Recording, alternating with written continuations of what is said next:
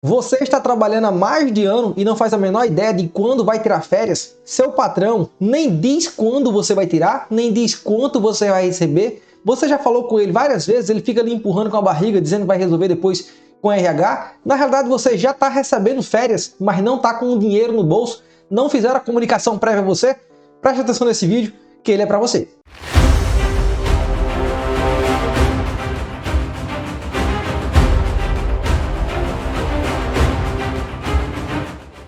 Senhoras e senhores, eu sou o advogado Magno Carvalho e nesse vídeo a gente vai tratar acerca de diversas regras que ficam em torno das férias e vão torná-la ilegal se não forem concedidas da forma correta. A lógica das férias é o seguinte: no momento em que alguém passou um ano inteiro trabalhando, essa pessoa ficou cansada, necessitando de férias, de descanso. Então o primeiro ano de contrato de trabalho é chamado de período aquisitivo.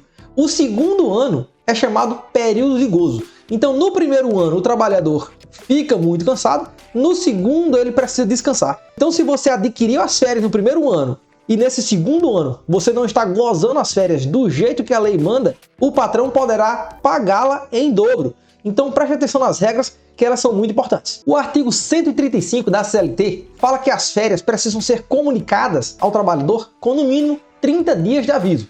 A ideia desse aviso prévio é falar ao trabalhador, falar à trabalhadora quando ela vai folgar, porque desse jeito ela tem condições de falar com o parceiro, com a parceira, com as crianças, com a família, programar alguma viagem, programar algum descanso, programar alguma coisa que vá fazer com que a mente despareça, com que o corpo descanse de verdade. No momento em que não há essa comunicação prévia, já há a primeira ilegalidade. E outra coisa, liso não tira férias, liso fica ainda mais cansado em casa. É por essa razão que as férias precisam ser pagas com um aviso mínimo, com antecedência mínima de 48 horas. Se não houver esse pagamento com essa antecedência, as férias também serão reputadas ilegais. Uma terceira regra é que as férias correspondem ao valor do salário do trabalhador acrescido de 1/3. Então, supondo que o seu salário seja de R$3.000, 1/3 de 3.000 é 3 com 1, R$4.000. Isso tem que ser pago com 48 horas de antecedência ao início do gozo das férias. E aí surge uma quarta regra. A quarta regra é a de que o patrão não pode conceder as férias na iminência de acontecer um feriado, de acontecer um final de semana, de acontecer uma folga que o trabalhador já teria. Essa pessoa ela precisa receber as férias pelo menos 2 dias antes do dia de feriado, do dia de folga. Isso quer dizer que, se existe um feriado numa quinta-feira, por exemplo, o trabalhador não poderá trabalhar na quarta e na terça. Isso quer dizer que na segunda-feira será o último dia de trabalho dela, porque a quinta é feriado. Então tem que existir sempre o início do gozo pelo menos 2 dias antes de qualquer dia em que o trabalhador sabia que já não iria trabalhar. Diante dessas 4 regras, surge uma situação em que algumas empresas gostam de tentar burlar a lei, que é: quando o trabalhador apresenta um atestado médico de Covid, por exemplo, tem que ficar afastado 2 semanas da empresa. Aí a empresa chega e quer dizer que a pessoa está de férias ali de imediato. Isso não pode, isso é burla à lei. Tem entendido diversos tribunais em todo o país que mesmo que a pessoa já tivesse com as férias programadas, se ela sofre algum acidente, por exemplo, e recebe um atestado médico antes do início do gozo das férias, as férias precisam ficar suspensas. Porque a ideia das férias não é a pessoa se recuperar de uma doença, mas sim descansar de verdade. Observe que o descanso, quando você está doente, não é um descanso para repor a mente, mas sim um descanso para repor a condição de saúde que você tinha antes. Então os descansos, eles têm pesos distintos. Um é para recuperação da saúde que foi perdida. Outro é para recuperação do cansaço físico e mental. São 2 coisas distintas. Agora, no caso de faltar dias de trabalho sem atestado médico, sem uma prova de que a falta ela foi justificada, haverá a possibilidade de reduzir os seus dias de férias? Sim. A gente vai tratar acerca desse tema em outro vídeo, mas de antemão é possível. Até 5 dias de faltas injustificadas, o patrão vai fazer só o desconto dos dias não trabalhados e do repouso semanal remunerado, mas as férias continuam. E aí, a partir dessa quantidade de dias que você faltar sem justificativa, de 6 dias em diante, existe uma escala onde a lei está dizendo se você vai ter as férias ou não. Faltando mais do que 32 dias, a lei entende que a pessoa já descansou, então não teria necessidade de tirar férias de um descanso que já aconteceu. Mas a gente trata sobre isso no próximo vídeo. O artigo 143 da CLT diz que No primeiro ano, no ano de aquisição, se o trabalhador avisar o patrão até 15 dias antes de concluir o período de aquisição que ele quer vender um terço das suas férias, que ele quer vender até 10 dias, o patrão ele é obrigado a comprar esses dias de férias. Agora, se avisar isso só depois, o patrão não tem mais obrigação. Observe que o patrão ele não tem o poder de obrigar que o trabalhador venda as férias, porque essa é uma faculdade do trabalhador. É o trabalhador que vai saber se ele está muito cansado ou pouco cansado. Veja que esse é um direito do trabalhador e uma obrigação do patrão, desde que dentro dessa regra. É verdade. Agora, como acontece a remuneração dessa venda de férias? Bem, se você tenha 30 dias de férias, ao receber o seu salário, que é, por exemplo, R$3.000 mais um terço, você tem 3 com 1, 4.000, que é o terço de férias. Ao vender 10 dias, se o seu salário é 3.000, então um terço do seu mês corresponde a 1.000. 3 mais 1 mais 1.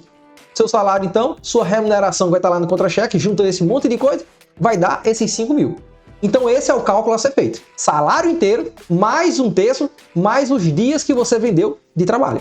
O artigo 137 da CLT diz que quando a empresa não conceder as férias dentro das regras por estabelecidas, ou seja, que não conceder dentro do prazo que é estipulado, deixar que uma férias dobre em cima da outra, uma férias seja concedida fora do prazo de concessão, o patrão terá a obrigação de pagá-la em dobro. E aí o TST, que é o Tribunal Superior do Trabalho, o tribunal mais elevado em matéria trabalhista no país, que é quem realmente entende de direito de trabalho, disse, olha, se liso não pode tirar férias, se liso não descansa, se liso vai ter que ficar ainda mais cansado na sua casa, então é razoável que a ausência de férias, da forma que queria o legislador ordinário, que é a mens legis, vamos aplicar aqui a multa também. Só que o Supremo Tribunal Federal, mais uma vez, decidiu contra o trabalhador nesse aspecto, independentemente da decisão ela ter sido tecnicamente formal, não atendeu a sua finalidade social. E aí, por meio da ADPF 501, o Supremo